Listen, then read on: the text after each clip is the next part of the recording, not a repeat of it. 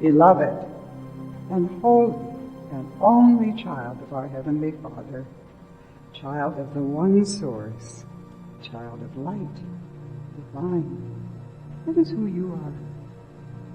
Take it deeply within the consciousness and contemplate what that means. I am the one known as Jeshua ben Joseph. Jesus, you have called me. And it is in great joy that I come to abide with you this evening in your timing, as you have chosen once again to call me forth. Great joy of reunion. Good to see you with the physical eyes. Always, truly, we walk together, but it is good to behold you in this fashion. Speaking of fashions, the chapeau is most wondrous. May I borrow it? Thank you. How did you know? Truly. Just right. Just right. How is that for style? Wonderful style. Yes, most definitely.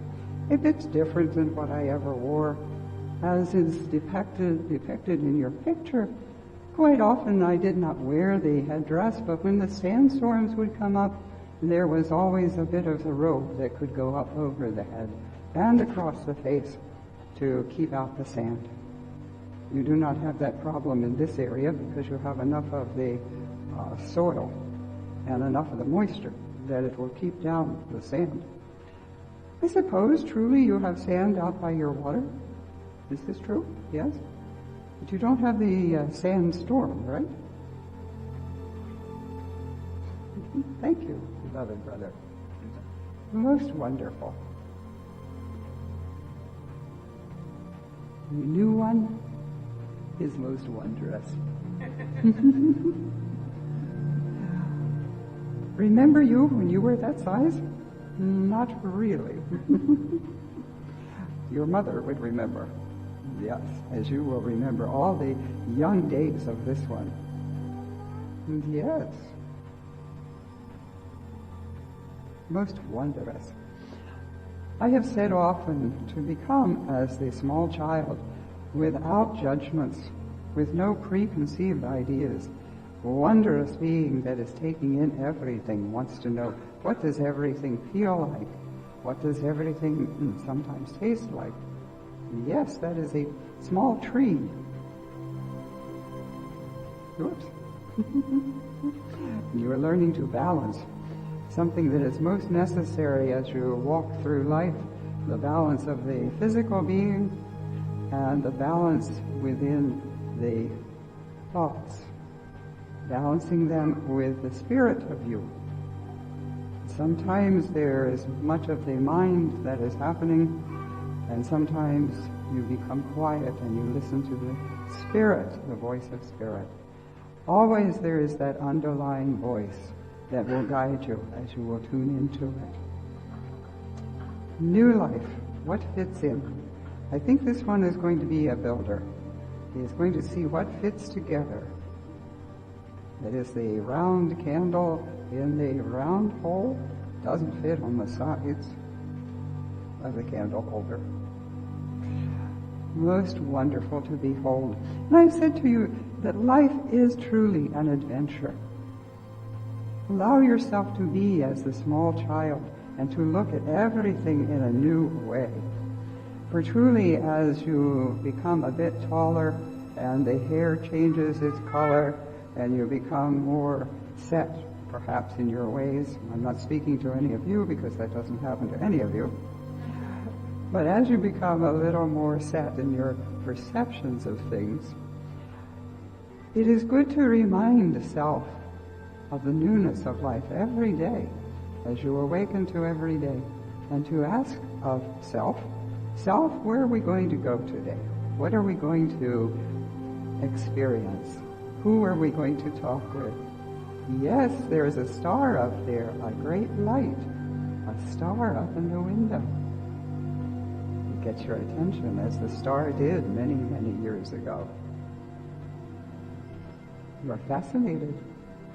You are very cute. I have learned that word from my beloved friend and teacher, the one you know is Judith. We did not have the word 2,000 years ago, cute. It is. I love your language.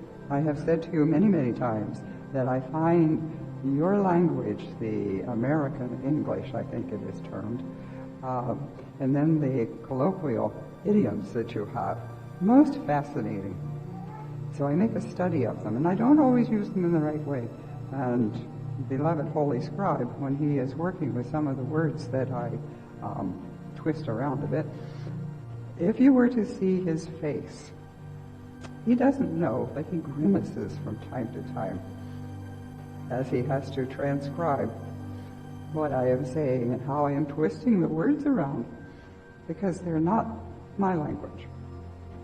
But it is a wonderful language, as you have had to learn it. Yes.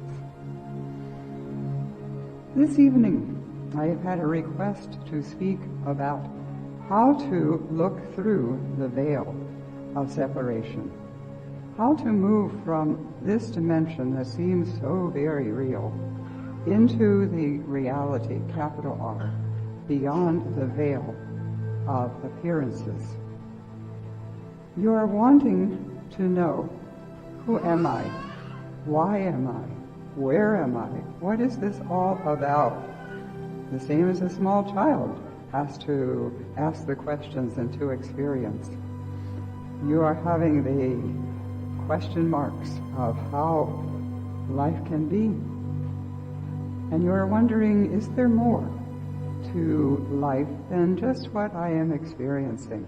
And you know that the answer is yes. There is much more. So I say unto you, the first step of dissolving the veil is to know, to believe, to accept that there is more. Now there are many of the brothers and sisters who will say to you, this is all there is. You're born, you grow up, you live a certain number of years, and then if you are lucky, you may decease the body in the bed, peacefully. If not, you may have what is called the accident, or something that happens to you, and in truth nothing ever happens to you that you have not already invited to be in your experience. But as you will acknowledge that perhaps there is something much more to life than just what you see in front of you with the physical eyes, you have already made the first step to acknowledging that the veil, as I have called it, is there and that it is truly growing thinner every time you have what is called the awakening experience. I see you have a climber. He is definitely going to be the adventurer. Yes, you enjoy finding out new things. Maybe the parents, it keeps them very busy. Maybe they're not quite so sure that they want to experience everything that you do. But you're finding out by testing, by trying. And that is how you walk through the veil of separation, is by testing and trying different things. Step number 2. Step 1 was to acknowledge that there is more. Step number 2 is to spend time in meditation, to spend time outside of the realm of appearances, to go within. Every day I have said to you to spend at least 15 minutes. And hopefully, as I have said many times, when you spend 15 minutes, it will feel so good that you will want more, and you will spend a half hour. Now, I know all of you have busy schedules, as they are called, and you may have the employers who expect you to put in at least the 8 hours every day, and probably more. But I would say that truly the one who is employing you, in other words, the higher self of you, would suggest that you put in at least the 15 minutes, half hour, perhaps even extend it to an hour if you can, after a while, not at first. It's like all of the exercises that you do. You start out with the small exercise time, and then you build up the time that you can keep doing the exercise. So same thing with meditation, because when one sit quietly and go within, it feels very strange from what you have been brought up to experience. And you sometimes get a bit antsy is the word that comes to mind, and you want to be up and doing because that is what you have always experienced. So to go within to that quiet space, the mind will say to you that you are, quote, wasting time. You should be up doing something. But that is the way of the world, and that is the language of the world. And so you say to that voice, okay, later. And then you sit there for a while, and you listen. That is all you have to do. It is simplicity itself. To sit in a comfortable position, don't make it so that you are uncomfortable and you want to get out of that position. I know that there are certain positions that are supposedly more holy than others, but I say unto you that if it is not comfortable, the body is going to start screaming at you, and then you have to pay attention to the body. Therefore, find a comfortable position where you can be quiet and you can go within and listen. And I know that at first, this is something that I had to practice. At first, you are going to not maybe have any great revelations. You're going to say, well, I don't know if that was worth anything. Nothing really came to me except I thought about my cousin Harold, and I thought about my great aunt, and I thought about my friend who's going through a certain adventure or challenge, you might call it. And all of the ideas and thoughts, whatever, run through the mind at first. That is okay. Don't try to stop those ideas and those thoughts, because if you do, you're going to be focusing upon trying to stop all the ideas, and the mind will be getting very, very busy. So allow all the thoughts to run through. Don't spend over time with them, but allow them to run through. Allow the mind to exhaust itself, and then you will reach that quiet place. And as I have said, the first few times, maybe even more than few, when you try to do this, you're going to have a lot of different ideas and thoughts that want your attention. And the same as what you are feeling right now. So do not get short with yourself. In other words, allow. And as you will practice this, as you will know that this is truly a gift that you give to yourself, a gift of quiet time, even if you don't have any great revelations at first, at least you have allowed the body to rest, and there is a lot of benefit in that. Later on, you will find that you will hear a voice, you will hear an idea. There will be something that comes to you that was not programmed according to the activity of the mind. It will be something that just suggests itself to you. Listen. Don't try to analyze. Just listen. Or just see. Because some of you are visual, and you will have visual experiences. A lot of you are auditory, and you may hear something. But most of you are just mindful, and it will come to the mind. And you can take note of it, and then you can let it pass. If it is important, it will come back to you. If it isn't important and it is just passing, it'll pass on through. As you allow yourself to be in the space of receptivity, there is much that can come to you and will come to you after a while. At first, as I have said, like it is with anything new, it will feel strange. It will feel like, why am I spending time doing this when I could be up doing something else? But as you allow yourself to go deeper with that quietness and the quiet voice, there are revelations of new worlds that come to you. At first, new worlds. And then, later on, there will be the empty space. The space of just feeling. The space of just knowing. the space that doesn't have to get filled with thoughts. And you will abide there for some time. And it feels very good. When you have achieved that feeling of no thought, no being, no questions, just being empty and feeling comfortable, you are moving through the veil that you have set up for yourself. The veil that says, this is all there is, just the appearances, just all of the activities that all of my friends and I are going through. You have said and experienced for yourself, which is more important. You have experienced that place that is beyond the knowing of this lowercase r reality.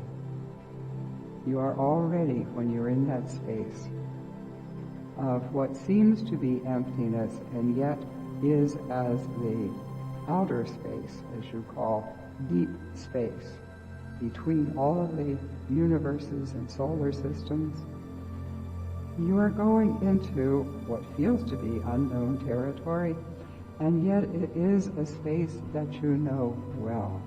It is a space of love, a space where you find yourself accepted in love.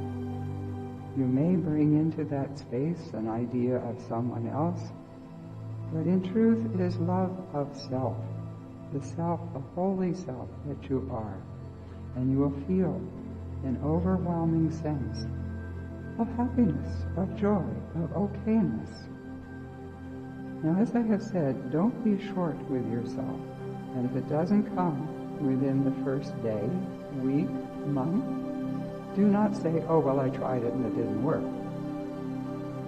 That is often what I see with ones. It takes a certain bit of discipline, a certain space of saying, yes, this is worthwhile. I will persevere with it, because I will share with you that it is worthwhile.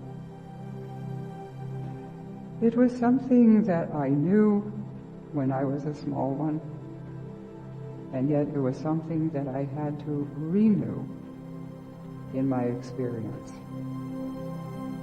I was very fortunate in that I had parents, I had friends and teachers who knew the value of very quiet, deep meditation, who said to me, even when I was that age, that it is okay just to be quiet. Now, young ones don't really like to be quiet. They like to have attention right away, and they like to experiment with the voice. And as you have seen with this young one, there is much of experimentation that goes on, much of sounds, much of volume from time to time, and if there is a bit of the whoops, almost over that time, much of any of the frustration, then the volume grows even higher until there is a certain bit of comfort that then brings the volume down. So as I have said, do not be short with self. Do not be impatient. Know that truly it is a prize worth gaining. I know you are not taught this in your world. Your world says that you must do, you must achieve, you must be. But in truth, I say to you that the important thing that you will take with you after you have released the body is the knowing of the love that you are held in all of the time. For truly when you go unto your own light, when you release the body, you go to love. And love is waiting all the time for your acceptance. Love is waiting in that meditative state and wants to gift you with the feeling of acceptance, the feeling of worthiness that the world doesn't know, that the world will not gift you. But in that space, you will find your true self. And after you have been in that space for some time, and it may take a while, or it may not. So I will not say to you that it takes 1 month or it takes 1 year. It takes doing, practice, abiding in that space. And then after a while you will find your true self that goes beyond any appearance, any description. We can use words to describe the space of love, but the experience of love is something else, is it not? When you get into that space and you just love everyone, you have found your true self.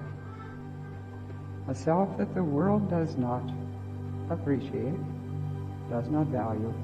You don't get a reward from the world for living in love. Just the opposite is true as you see your world in this day. But I say unto you, have hope, because as you are finding love within yourself, and as you experience love of higher self, you are putting out that vibration even into the world that does not understand and does not value. And you are changing the world itself. So there is coming a time when you will remember, and the brothers and sisters will remember, how it feels to live in love. Not to have to achieve, not to have to be competitive and step upon other ones as you climb the ladder of life, but just to abide in that space where everyone is okay. Everyone is loved with an everlasting love that has been from before time began. And that love will abide even after the purpose of time has been fulfilled. Because time does have a purpose, and it will not always be. There will come a time outside of time when you will no longer need the concept of time and the constraints that time puts upon you, where you will just be the divine self that you are, in love, accepted for who and what you are, the divine self. Not the identity that the world gives to you, for that is passing and fleeting and usually full of judgment. But the self of you that abides forever and abides in love forever, that is who you are, and that is what you will come to realize, to make real in your awareness as you do the practice of meditation. The same as the small one, practice is always how it feels to take a step, how to balance, how to fall over, how to get up again. That is truly what you are asking to know. You want to know what more there is of me. What more can I feel, experience, realize? As you get into that space that I have just described, the space of love, where you love yourself, you love everyone, you just even don't have to have object of love, but it is just a seed of love. And you abide there for some time because it feels so good. Then you begin to realize that outside of the dictates of the world, there is a whole other realm that only knows love. And you move into the space of being able to experience, to call forth other ones who have moved into that realm, perhaps by releasing the body, so that they did not have to drag the body around, did not have to clothe it, feed it, and be attentive to all of its needs. And they find themselves to be in a space of great love. And that is why you have heard stories of ones who have had the, quote, near-death experience, end of quote, where they didn't want to come back to the human lifetime because it felt so good. And yet they knew that there was something left in the world, in the experience of humanness, that they either wanted to or felt that they had to fulfill.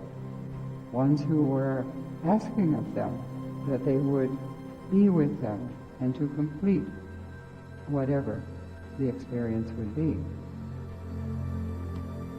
In that space of great love, you can commune with anyone that you want to communicate with. Loved ones who have gone on, as it is called, and yet they go nowhere away from you or apart from you. They are in that space of great love as they will open themselves to it. Masters from other times, ones that you have said, if I could only have a short visit with someone that you have admired, a teacher perhaps. And you can do this in that time of meditation, even while you are allowing the body to function. Because, as I will share with you, when you are in that space of very deep meditation, the body knows how to take care of itself. The heart will keep beating, all of the organs will do exactly what they're supposed to do. The blood will keep circulating, the digestive will keep on working. And when you then come back to pick it up and have to do something with it, it will be waiting for you. Although, as a footnote to that, there are ones, great masters, who have gone into very deep meditation and have decided that they didn't want to reactivate the body. So they did not need to. But that is the exception. And that is not what is going to happen for you. So you don't have to feel that if I get very deeply into meditation and I forget who I am, then everything is going to dissolve, and where will I be? You will be in love. But in truth, that will not happen for you. You will always keep a small, what you call the silver cord, the attachment to the body until you are finished with the body. The body is always voluntarily given up. It is never taken from you, although there may be great persuasion given to you, as in ones who are in the activities of the warfare. There may be the seeming invitation that you would release the body, but to release the body is always a choice. It cannot be taken from you. You have to give your agreement to it. Although, as I have said, sometimes there is very great persuasion. But you have your stories of ones on the battlefield who, since they are not choosing to give up the body, the brother next to them may lay down the body. The brother on the other side may lay down the body. But in truth, it is always a choice.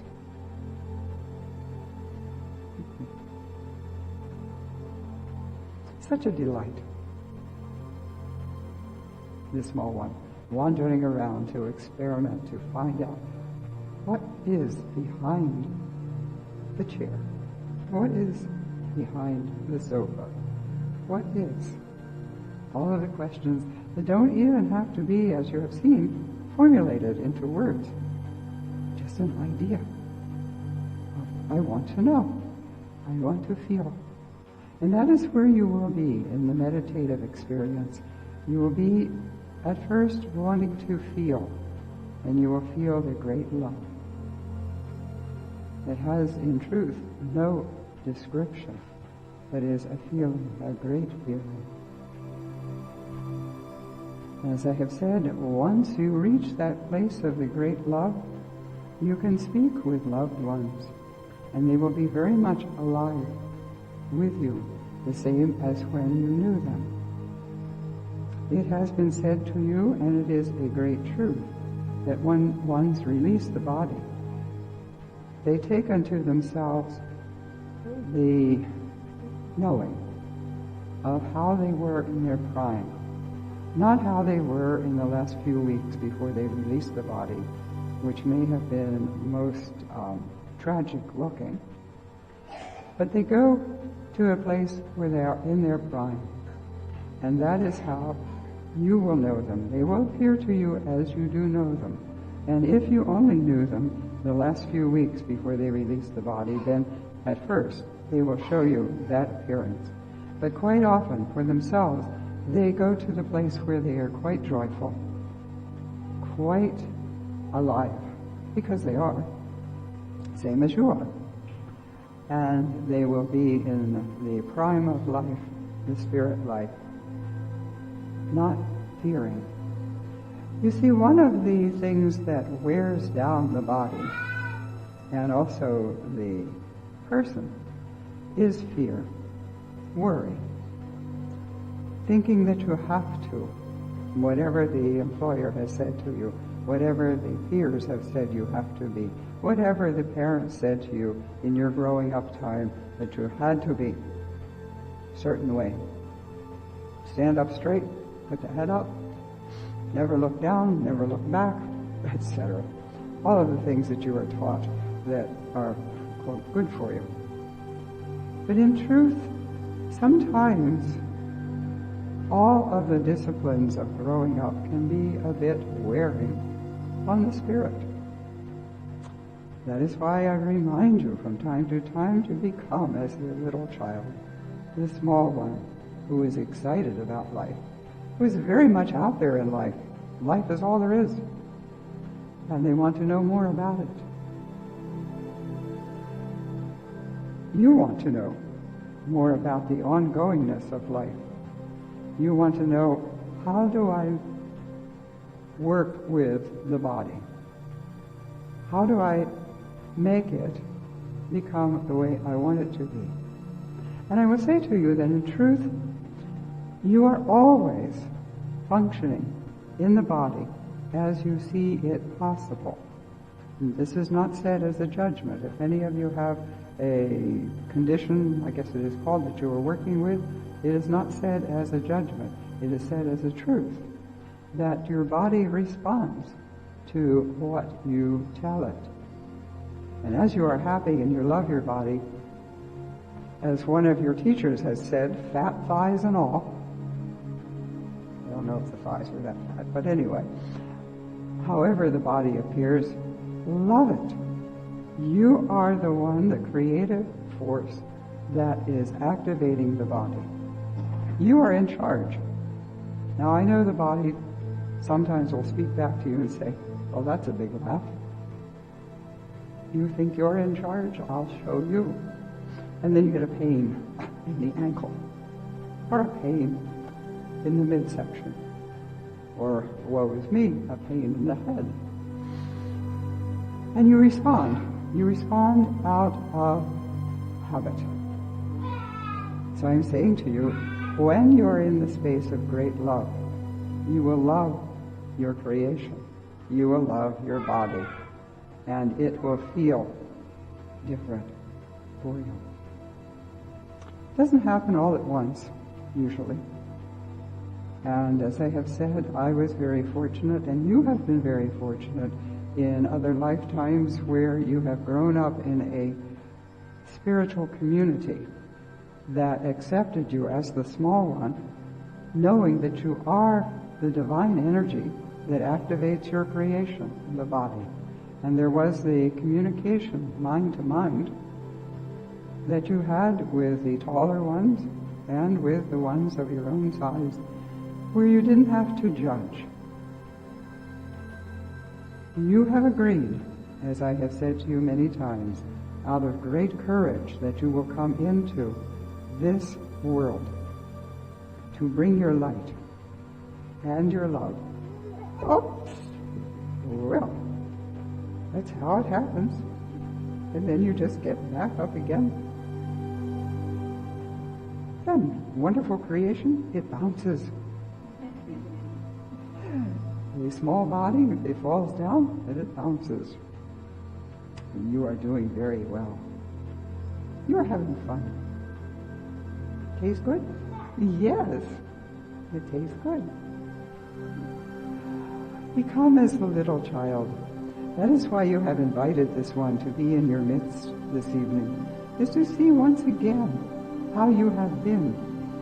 Maybe you have garnered many years to yourself, and you feel, oh, that was a long time ago that I was that size. But the inner self of you never truly ages. the inner self of you, it is the small child that truly is so adored because you are wonderful. Know you that? No. Well, beloved brother, I will say unto you, you are the most beloved of anyone you can imagine. You are the most beloved son, as you have chosen for yourself a gender in this lifetime. Most beloved son of the one divine source. It gives you life, that you may play, that you may have fun with a mate, you may have fun with a friend, you may walk about, almost fall over as the small one, and then you pick yourself up again. I would say to you, I love what you are. I love how you have made yourself. You are the embodiment of great love. And I thank you for that. It has taken great courage for all of you to allow the spirit to become clothed as the body and to walk in this world and to say to the brothers and sisters, I will go through conditions of changing my voice so that you will know that I am very much one with the brothers and sisters. They will look upon you and they will know that you have come through experiences and that you are, quote, real. And now you really are, always real. But they will be able to relate to you because they will know that you have suffered the slings and arrows of the world and that truly you understand them. This is what ones are looking for. They want to be accepted. They want to be loved. They want to be understood. They want to be in the place where they know that you understand them and you take them as they are. And you say, not in words, but in the experience of it, yes, I will take you if you will take me, if you will understand me and love me as I am. And that is how you walk through your world. You walk through saying to other ones, I'll like you if you like me. You remember that game that you played when you were small? And you maybe didn't say it in words, but it was what you were acting out. I'll like you if you'll like me. And you find that ones really want to play that game with you because it feels good to be accepted. When you allow yourself to come very deeply into a meditative experience and you feel yourself to be all love, nothing but love, nothing that has to be analyzed, nothing that has to be described, does not have words attached to it, you have then for yourself the opportunity to speak to anyone, anywhere, anytime, of any of the ages of Holy Mother Earth and the planetary beings that you have been in other incarnations or non-incarnations, to go back and to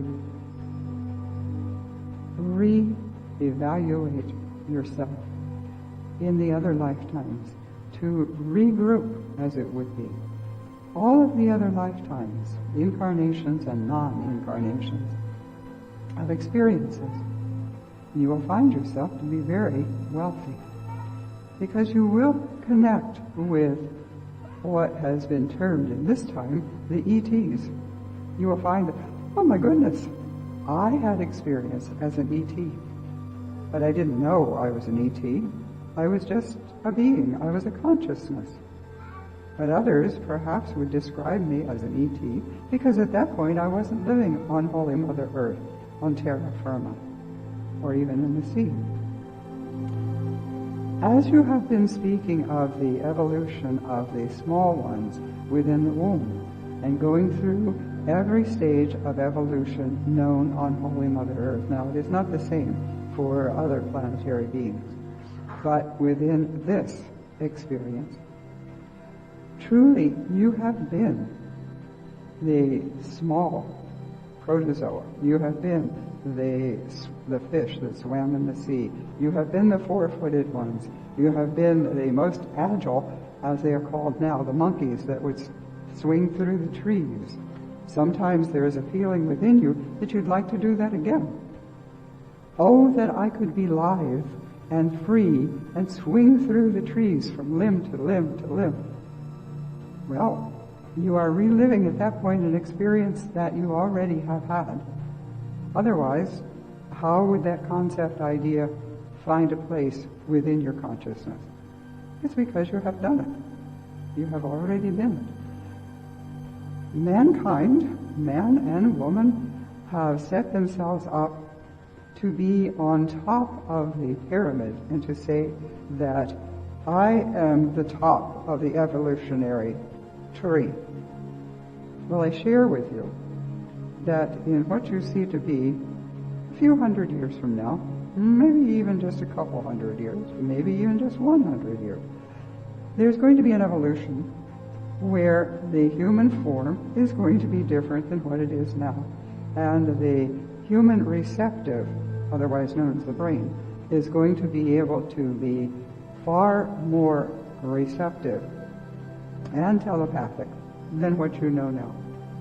You're moving into that. And so in 100 years, you're going to look back at perhaps this history, and you're going to say, oh, wow, I'm glad I didn't live then. Things were so crude, primitive. So I say unto you, do not judge. There's no place for judgment. There is only place for love. Abide always in love. Practice the meditation. Practice being in a great space of the newness of life. Know truly that everything is to be experienced, enjoyed, not judged. To be tasted, and to be enjoyed. So be it.